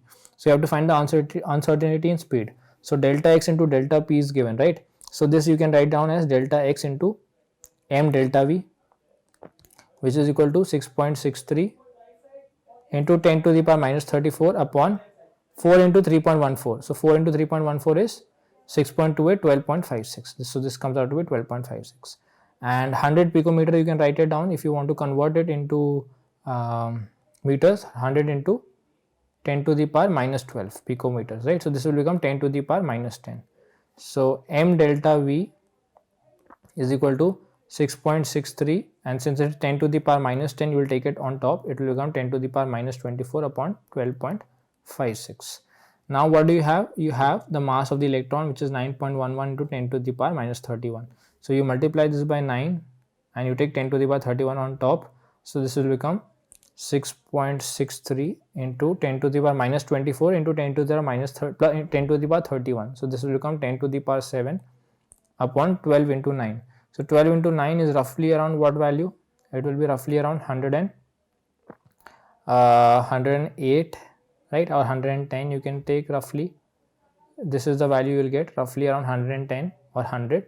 So if you divide 6.63 by 110, first of all you can write it down as 663 into 10 to the power 5, right? 663 into 10 to the power 5 upon roughly around 100, right? So this comes out to be 6.63 into 10 to the power 5. So if you see the options, the closest answer 10 to the power 5 unit is this one. So answer is option number 2. So you don't have to be very exact with the calculations. Rough calculations will also help you solve out the question.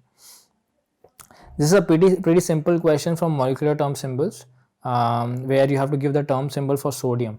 So it is saying the spectrum of sodium atom has a closely separated doublet at this value and this value. The higher energy transition is due to what?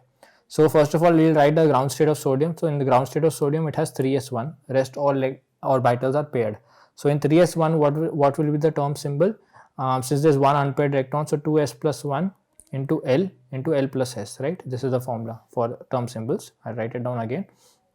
2s plus 1 L into L plus S, right? So S value has, S is 0 basically. 0 stands for S. So we have 2, spin value is half. So 2 into S into L plus S, which is nothing but equal to half. So 2S 1 by 2 we get. Now for the higher energy transition, that means the excited state, the electronic configuration will be 3p1. So for 3p1, again the spin value is 2, and since the electron is going in the p orbital, it will have L value equal to 1, which stands for p. So 2p, and then we have L plus S and L minus L. So L plus S will be 3 by 2 and L minus L will be 1 by 2. So we have 2p 3 by 2 and 2p 1 by 2. So it's asking the higher energy transition. So 2s 1 by 2 is the ground state. So 2s 1 by 2 is the ground state, and over here also if you see in others, so 2s 1 by 2 is the only ground state among this. Okay, and the transition will take place from 2s 1 by 2, the higher energy orbital. So higher energy level is 2p 3 by 2. Among 2p 1 by 2 and 2p 3 by 2, 2p 1 by 2 is of lower energy and 2p 3 by 2 is of higher energy. So this transition is going to take place from 2s 1 by 2 to 2p 3 by 2. So this is answer number 4. Okay. For N2O molecule, the point group symmetry, N2O, I hope you know the structure is N triple bond N O minus. So this is a linear asymmetrical molecule, okay, and if you pass an axis like this, you can rotate it infinitely and you'll get the same molecule. So it has C infinity, right? And but if you take any other axis like this axis or the z axis which is coming from above the plane and going below the plane, in all the three in all those axes, it will not give the same molecule if you rotate by any angle, okay. So it is C infinity. And then if you talk about the plane of symmetry, so if you take this plane of symmetry, this is not there, but if you take the molecular plane of symmetry, it is there, and the molecular plane of symmetry is now parallel to the axis of symmetry. The molecular plane of symmetry and axis of symmetry are same, so it will have a C infinity V point group. This is a simple question from thermodynamics. You can use the thermodynamic box that this is a thermodynamic box that you can use to find out the answer. If you try and substitute the values, this is, I have taught you a lot of times, this option 1 will be the answer. This is the only condition that will satisfy the rule, okay. Now this is a question from simple NCERT, that what is the role of salt bridge? The role of salt bridge is to allow to current flow between the two half cells without mixing up the solutions. That is the basic role of your salt bridge, okay.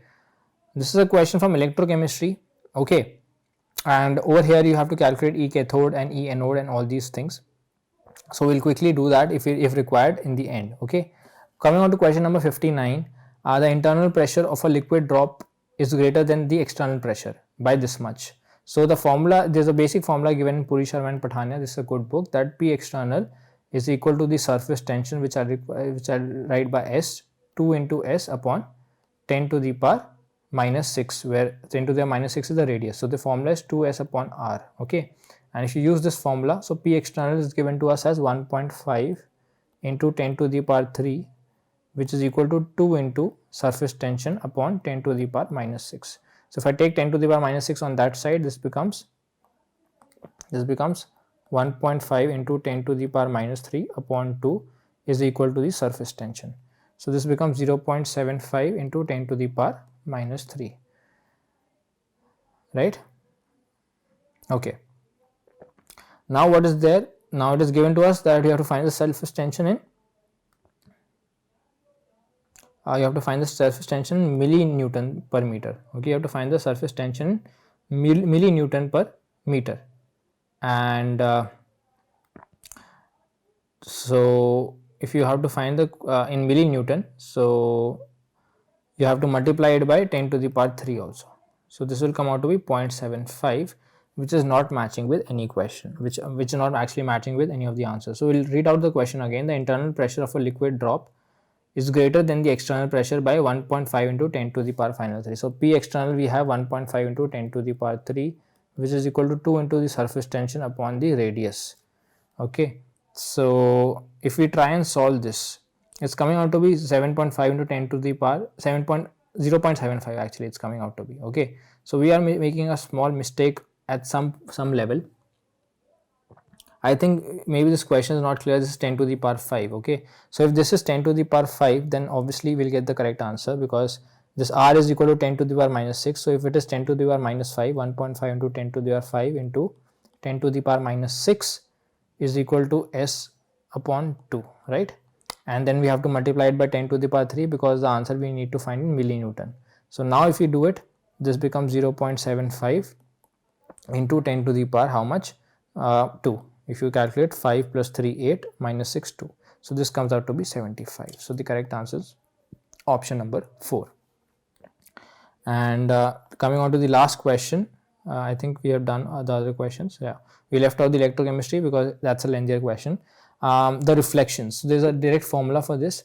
If the reflections, so simple cubic, all reflections are there, right? All reflections are there, but it is given that the reflection is not observed for 0, 0, 1. So it cannot be simple cubic. Now coming on to face centered and body centered. For face centered, either all Miller indices should be all should be odd, or all should be even. So 0 we consider to be even. So as you can see, it shows reflections for 1, 1, 1, which is all odd, and 2, 2, 2, which is all even, but it does not show for 0, 0, 1, which is basically even and odd. So definitely the answer is going to be FCC, okay. So with this you can see we did how many questions. We left out this electrochemistry question because even though it's very easy, The standard free energy we have to find out. So basically you just need to use the formula NF E naught. You have to find the E naught and just replace the values over here. And since it's a 1 electron reduction, so there will be only N will be equal to 1. So basically you have to multiply F and you have to find the E naught value. So this is very easy, but taking time, taking the question would take some time, like solving the question, right?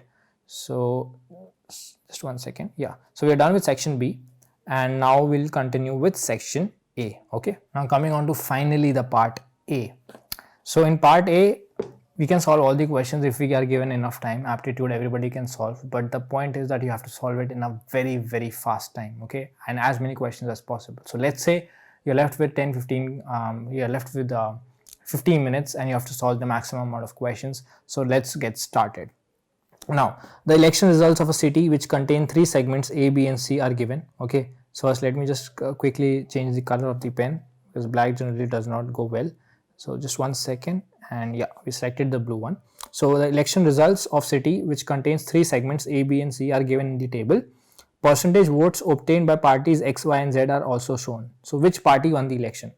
Now over here they have made life very simple for you. You have to find which party won the election. Now first of all, you see the total number of voters in the state C is the max, which is 3 lakhs.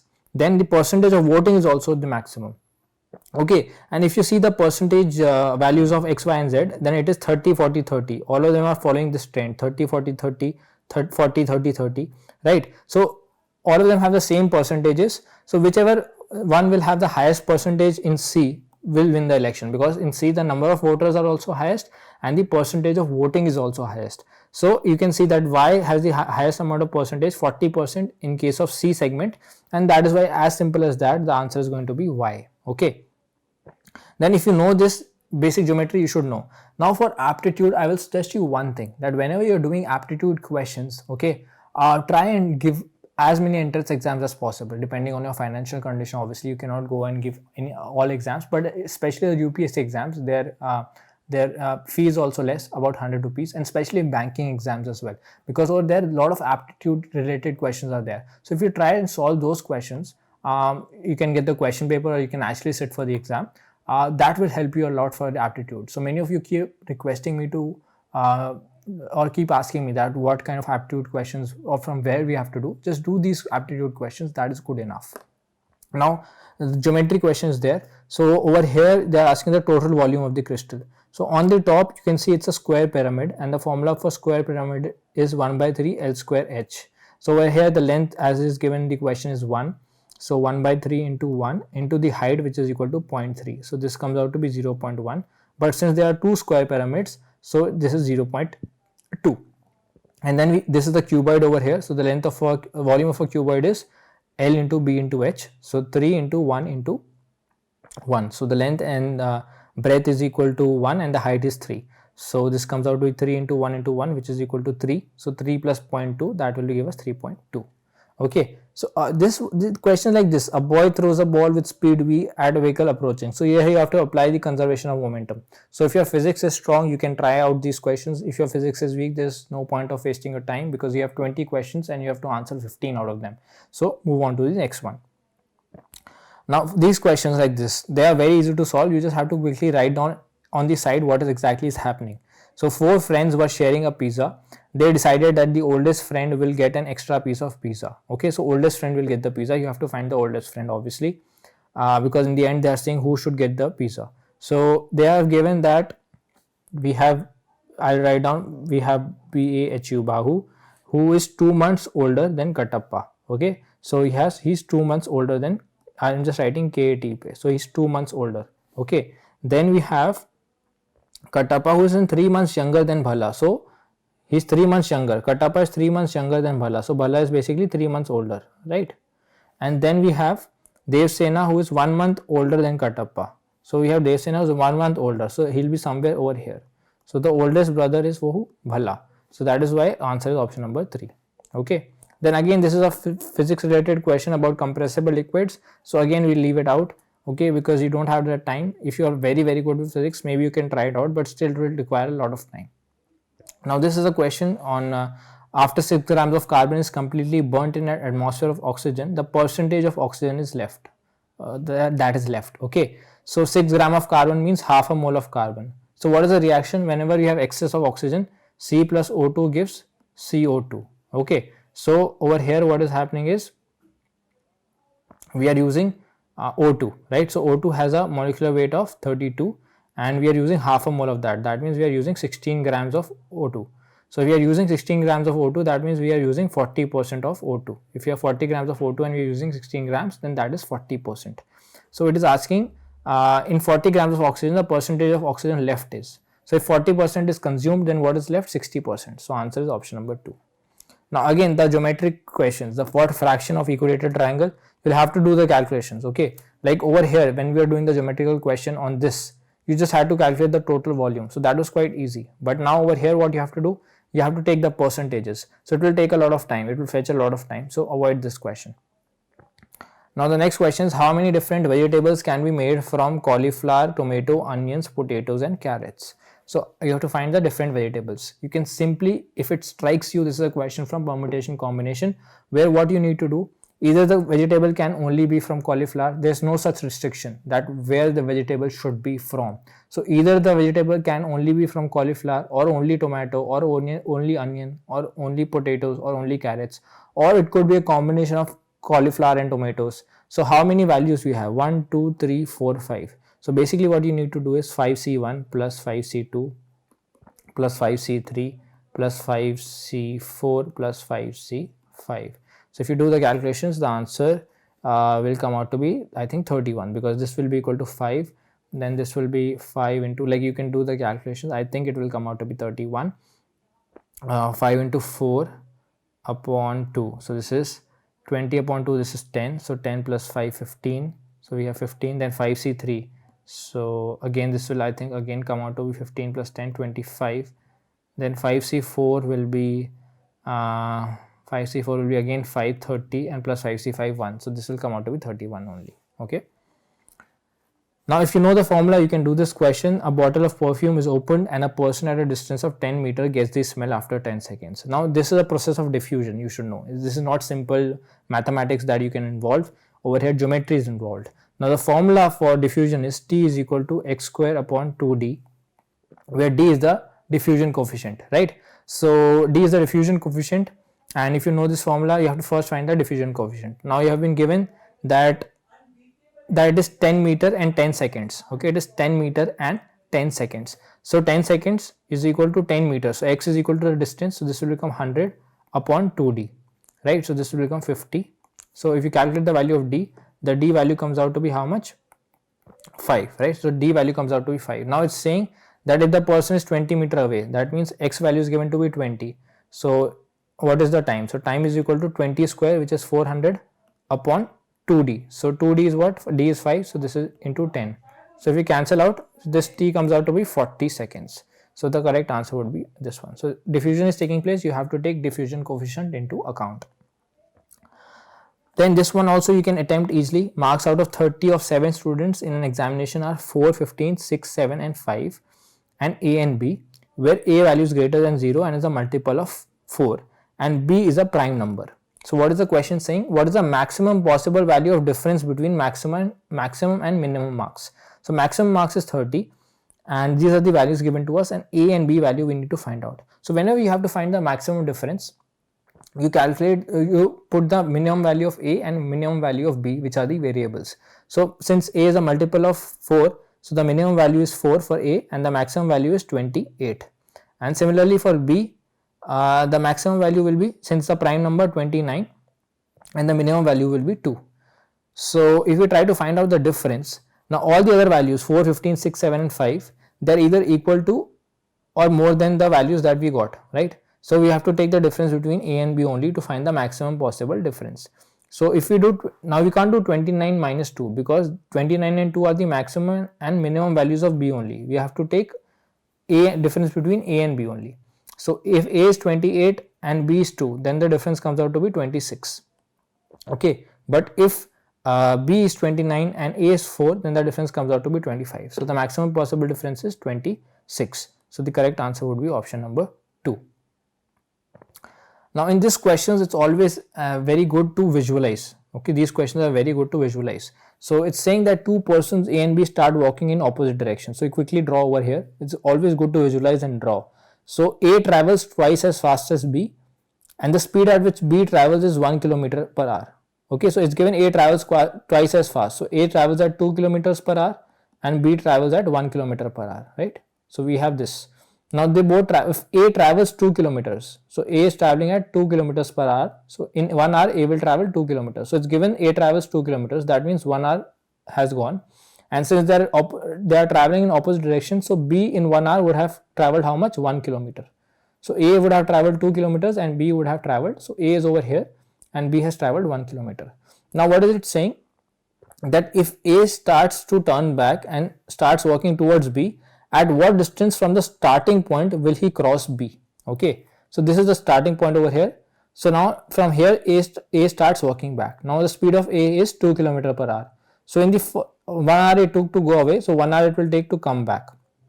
So now it will come back to the starting point. A will come back to the starting point. But by this time, 1 more hour has passed and B would have traveled another 1 kilometer. So now B is 2 kilometers away. Okay, now B is 2 kilometers away. So now when A travels another 1 hour, he travels for another 1 hour, he'll reach a distance of 2 kilometers. But by that time, B would have traveled another 1 kilometer. Okay, so by that time, what will happen? B would have traveled another 1 kilometer. So A will reach over here and 2 kilometers away from the starting point, and B will be 3 kilometers away. Now if A travels another 1 hour, he'll reach over here at a distance of 4 kilometers away, and B will also travel 1 kilometer and he'll also reach the distance of 4 kilometers away. So at a distance of 4 kilometers, A will finally cross B. So we just go with the visualization and it is easier for us to solve. Whenever speed questions comes up. Now this is another speed question that a person wanted to travel from Charbagh to Alambagh with an average speed of 60 kilometers per hour. Okay, and the distance between Charbagh and Alambagh is 2 kilometers. Okay, so basically from here what do we find out? That the distance is 2 kilometers and is traveling at 60 kilometers per hour. So that means it's traveling 1 kilometer per minute. Is traveling 1 kilometer per minute. If 60 kilometers per hour you convert, it becomes 1 kilometer per minute. Now he wants to reach, it's given the distance between Charbagh and Alambagh is 2 kilometers. Due to heavy traffic, he could travel at 30 kilometers per hour for the first kilometer of this journey. At what should his speed be for the remaining journey to achieve his target of 60 kilometers per hour? So if he's traveling at 60 kilometers per hour and the distance is 2 kilometers and 60 kilometers per hour we converted in 1 kilometer per minute. So if the distance is 2 kilometers, he will reach there in 2 minutes. Now for the first kilometer he travels at 30 kilometers per hour. Okay, so 30 kilometers per hour will convert it into minute. That means for 1 kilometer every 2 minutes. So in 2 minutes you travel 1 kilometer. Now he wants to reach in 2 minutes, then only he'll have an average speed of 60 kilometers per hour. But for the first kilometer only he has taken 2 minutes because he's traveling at 30 kilometers per hour. So now no matter how fast he travels, he cannot have an average speed of 60 kilometers per hour. So the option will be 12th is option number 1.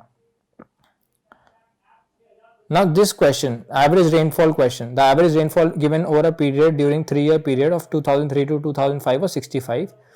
Now over here you have to take the equation in the form of x, y and z, which will take some time. So if we have the time later on, we can try it. It's an easy question, but here you have to take x, y, z and we are running out of time.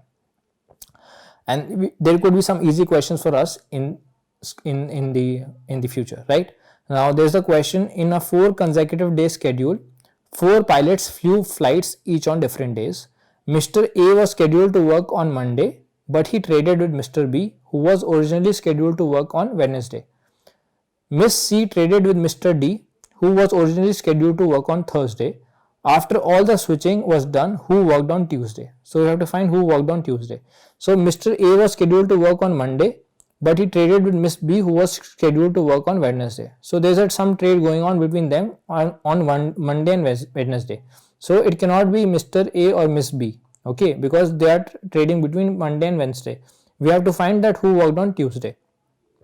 Now Miss C traded with Mr. D, and then we have comma, who was originally scheduled to work on Thursday. So Mr. D was originally scheduled to work on Thursday, but he traded it with Miss C. So that means Miss C was the only one who had to work on Tuesday, okay, and she traded with Mr. D, who was supposedly to work on Thursday. So Mr. D was supposed to work on Thursday and Miss C on Tuesday, but Miss C traded with Mr. D, so now Mr. D will have to work on Tuesday. So option number 2. Okay, so this is again calculation. Volume we have to calculate, so we can quickly calculate volume. So the question says a mineral contains a cubic and a spherical cavity. The length of the side of a cube is same as the diameter of the sphere. So length of the cube is same as diameter. So let's say length is A. So volume of a cube will be A cube, right? Now what does it say? If the cube is half filled. So if cube is half filled, its volume will be half A cube, okay? And it is saying the spherical cavity is completely filled with the liquid. So diameter is for the spherical cavity is A. So the radius will be A by 2. And for sphere, the volume is 4 by 3 pi r cube, right? 1 by 3 pi r cube.